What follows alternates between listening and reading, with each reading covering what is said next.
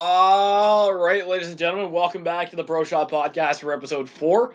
What you just heard was our new intro song composed by yours truly.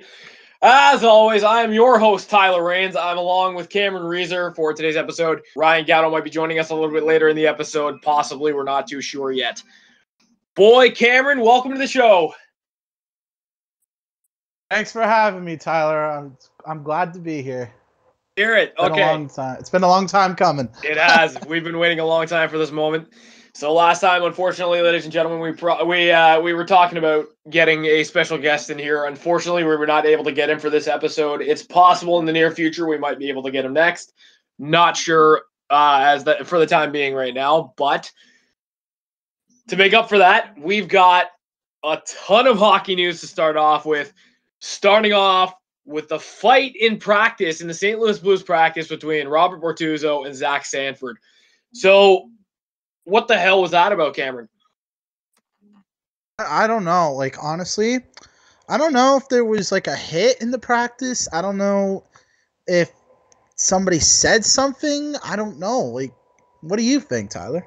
Personally, I think it was just we've seen this before with the Leafs, with David Booth and with Phil Kessel when they were fighting. I think it was just a classic case of miscommunication between teammates. Either that, or they clearly just don't get along. Because I don't see them fighting just to prove anything. Yeah, that's exactly what I was thinking. They're not a really good team right now. They've been losing a lot of games lately. I mean, I get it. The frustration gets to you. Maybe that's what happened. Maybe that's what's going on. Maybe the morale in the locker room's not good. Maybe, I don't know. I still think it's kind of ridiculous for Bortuzzo, especially him of all people, to go and fight a young guy like Zach Sanford who doesn't usually fight. Exactly.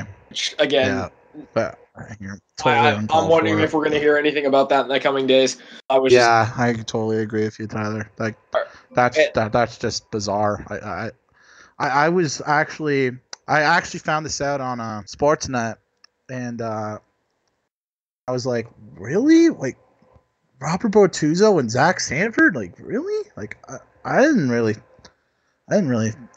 believe it at first, but you know, Robert Bortuzzo doesn't make a lot of headlines scoring either way. Those are two names that you don't hear a long time, or you don't hear as much as you should. No, absolutely not. Maybe they wanted to get into headlines. I don't know. I guess so. You know, maybe it's possible they wanted to just make the headlines for once. You know, and speaking of fights in practice and big hits, we're talking about next Zach Hyman, 2 games for the illegal check on Charlie McAvoy. First off, I want to get your take on it. Do you think that should have been a suspension or not? I'm gonna say this right now. Okay, and yes, me and Tyler are Leafs fans, but let me just say something here.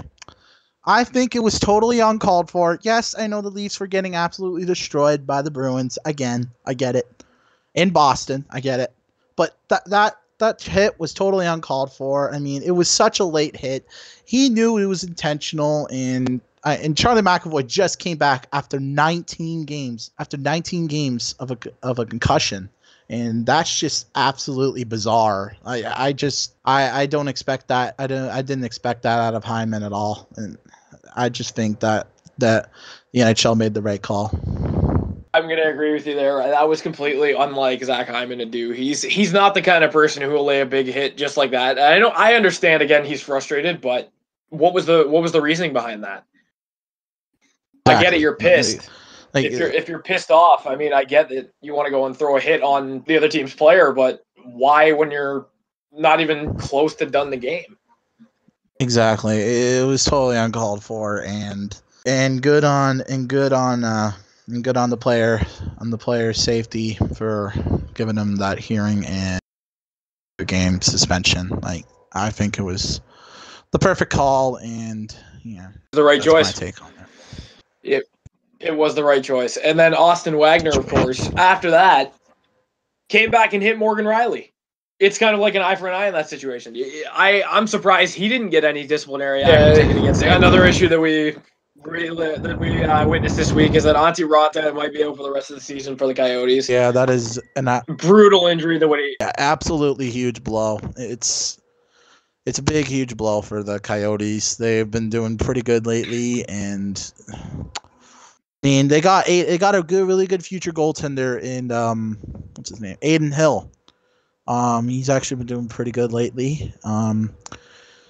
He was doing good as soon as he got called up from Tucson, and I think him and Kemper are going to go back and forth. I think if this is actually true, and if Ranta is out for the rest of the season, I think they're going to go back and forth between Hill and not Ranta, Kemper. honestly, it's going to be interesting to see. I hope that he's going to be able to come back because I really want to see Arizona do at least half decent so they're not at the bottom of the standings this year.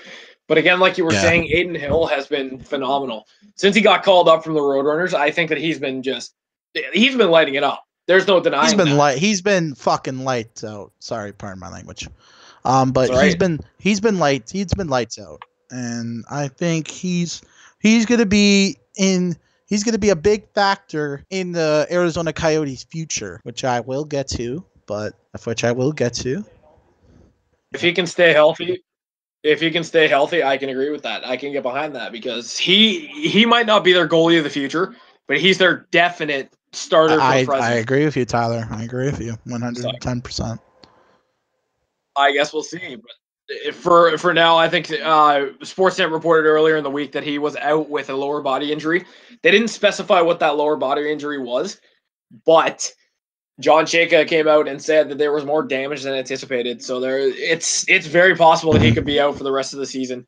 And I hope that he has a speedy recovery, but he's struggled with injuries before this. So this is his first time doing it. But I guess we'll have to wait and see. So that brings me to the next question. Where are the Coyotes going to be because of his injury? Where do you think they're going to be come the trade deadline? That's a really good question. I'm gonna be honest. I don't know. Maybe they might be shopping. Maybe for more defensive depth. Maybe more bottom six. Maybe I don't know. But and we'll have to see. Maybe if they want to go for a playoff run in the near future, maybe, and their players develop really good, and yeah, maybe they could go for a playoff run. Maybe they can get somebody totally good, and I don't know. Maybe they might have to trade a few assets. Maybe again. Then this one, I think could happen, and they just recently got him, Nick Schmaltz. I think he could be on the move. Maybe that's just a temporary place for him on the Coyotes. But maybe he could get moved. Maybe I'm right. Maybe I'm wrong. I don't know. But maybe. Yep, they're definitely. I agree with you there. It could be a temporary solution to their forwards there.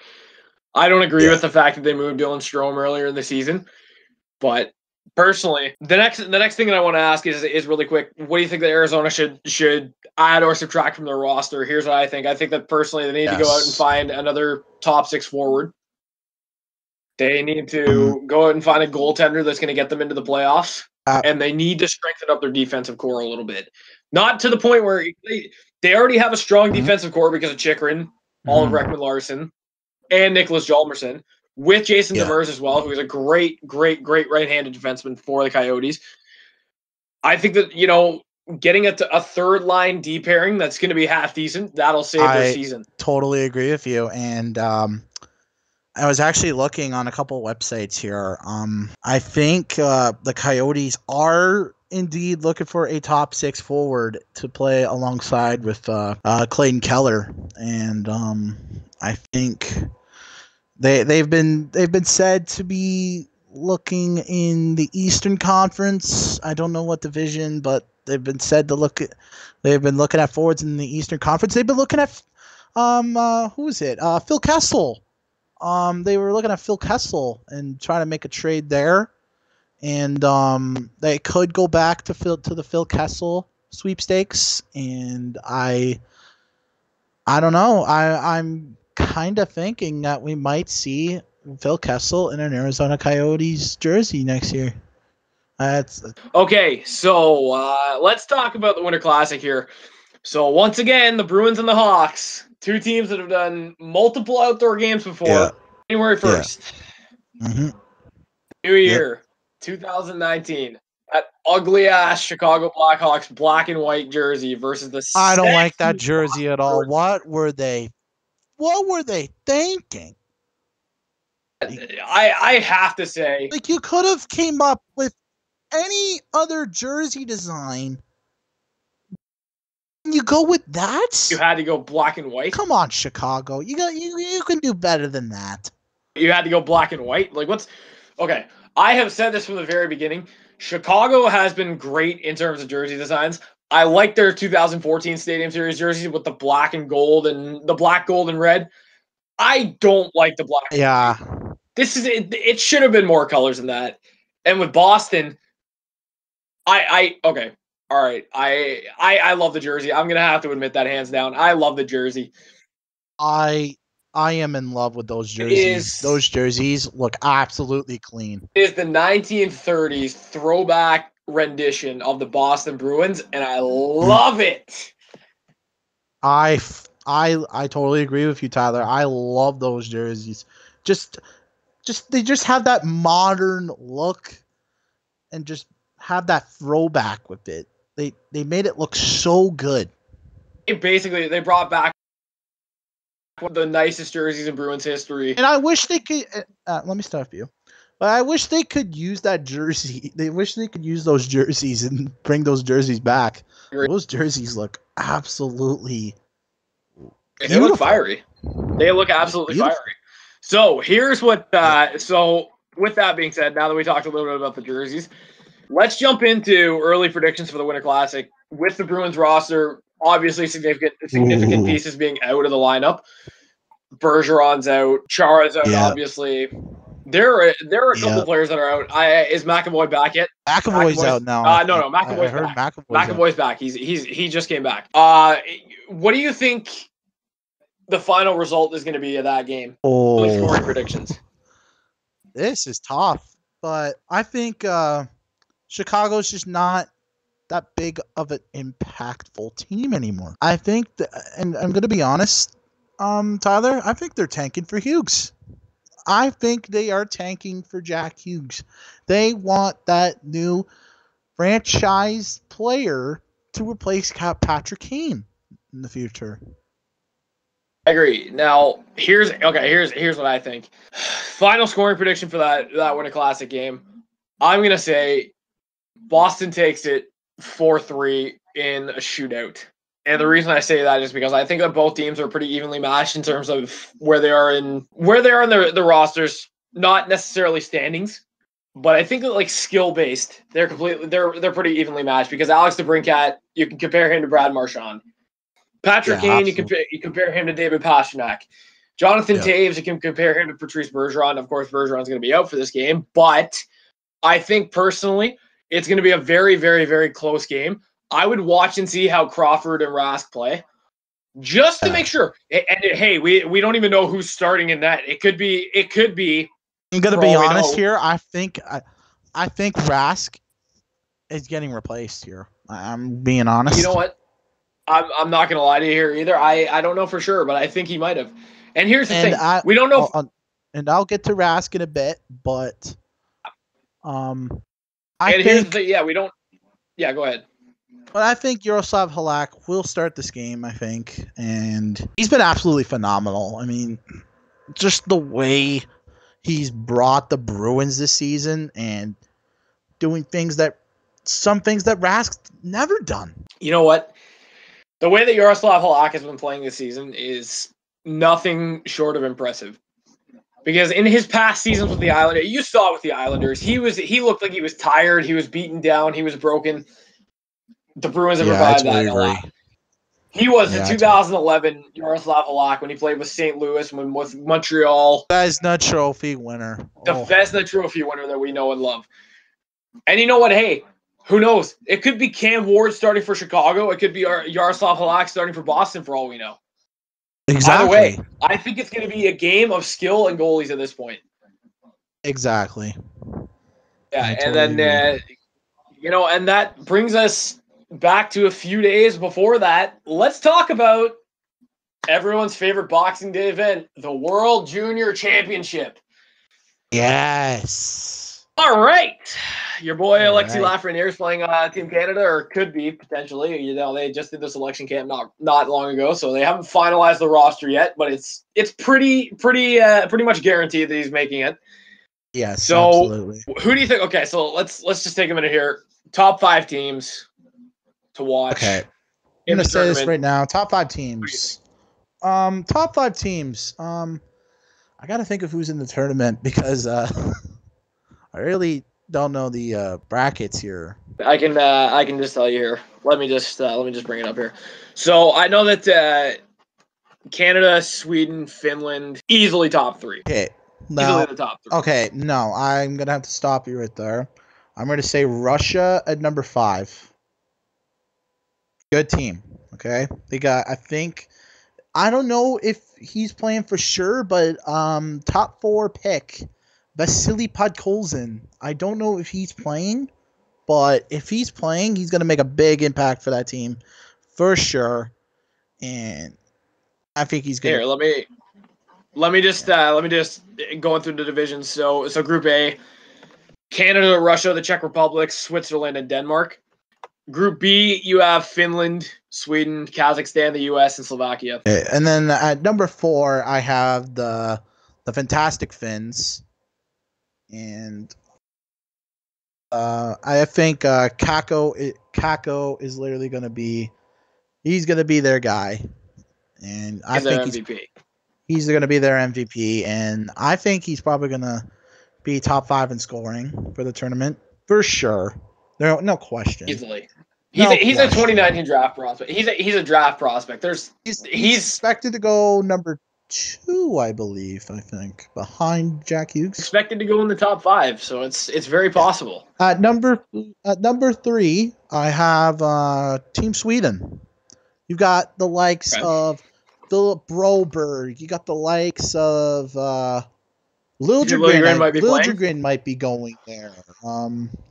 I don't know if Sandin was chosen or not, but I believe Sandin and Liljegren were spotted.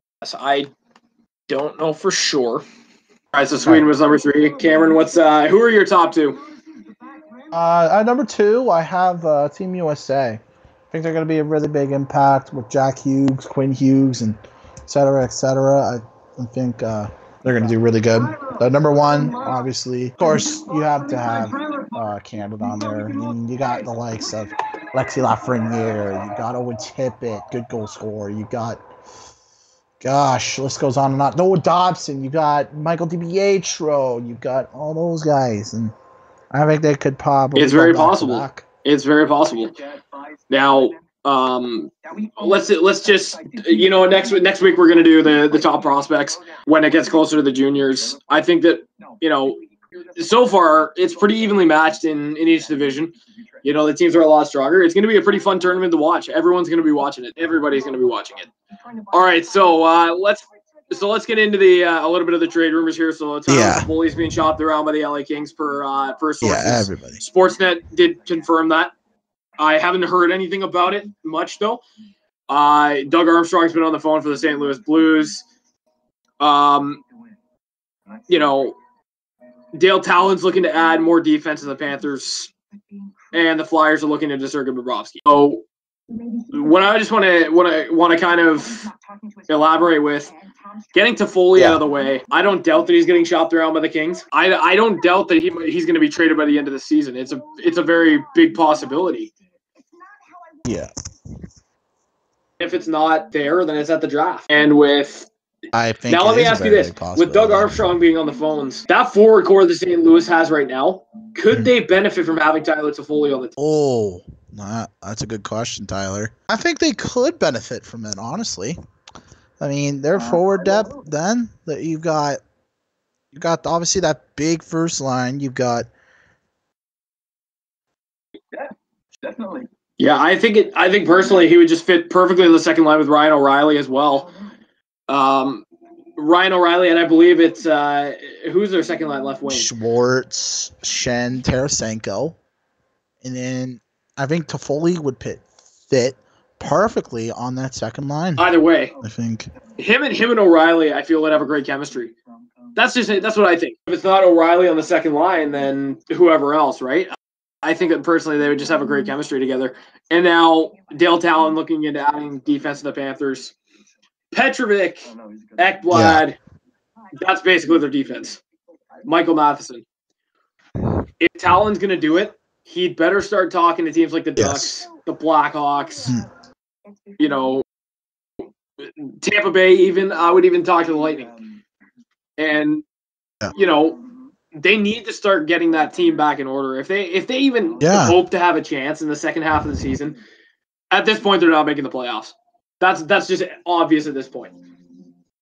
But if they hope to have a fighting chance, they need to get better on the defensive side of things. I think that that could be it. And now, okay, and this one actually doesn't surprise me at all. Sergei Bobrovsky is floating around talks with the Philadelphia Flyers, being traded back to Philadelphia. Now, the reason why this doesn't surprise me is because, again, Philadelphia needs goaltending. But the question is, would they be able to give up somebody like a Jakub Voracek or a Travis Konechny to get Sergei Bobrovsky to come back to the Philadelphia Flyers? That's kind of tough, but I think they could afford getting rid of Travis Konechny, but I don't think they can afford getting rid of a big piece to the puzzle like Jakub Voracek. I can't see that. That's the problem though with the demand for Columbus as well, is because they're asking for a goalie as well, because Jonas Korpisalo obviously is going to be the face of that franchise, the goalie of the franchise, not the face of the franchise. But they obviously want a backup goalie in there. Brian Elliott would be a candidate for that. Yes. They would probably want a top prospect or a first-round pick, or both. So, I wouldn't be surprised if Philadelphia did it. That's not a trade deadline kind of move. That is a draft kind of move. Now, who would the prospect be, Tyler? That's the question. I'm thinking, you know what, and as much as I hate to say this, they're going to want somebody like a Morgan Frost. Yeah. They're going to want for the elite potential that Sergei Bobrovsky has, it's going to require at least Morgan Frost. That's just what I think. And if Philadelphia wants to get him back, that's what they're going to have to pay up. Yeah. Oh, all right, now let's jump into a little bit of the Ontario Hockey League. So lately, it's been a cluster of great games, especially the last two nights, tonight and last night. The Oshawa Generals beating the Kitchener Rangers 4-3 in overtime. Man, that was a great game. Sarah Noel scoring a pair, Danil Antropov getting one, and Vladi gets another one as well. Oh, man, the Kitchener Rangers, unfortunately, could not beat the Generals, who are on a hot streak, 19-10-2. McHugh, Sabrango, and Hugg score. Rickard Hugg, great prospect. So the Owen Sound attack in the Guelph Storm. Owen Sound wins 3-2 over the Guelph Storm. Schnarr and Howell score for Guelph, but it was not enough to beat the red-hot Owen Sound attack. Hancock, Dursey, and Pearson score for Owen Sound, and they increase their record to 17-11, 1-2.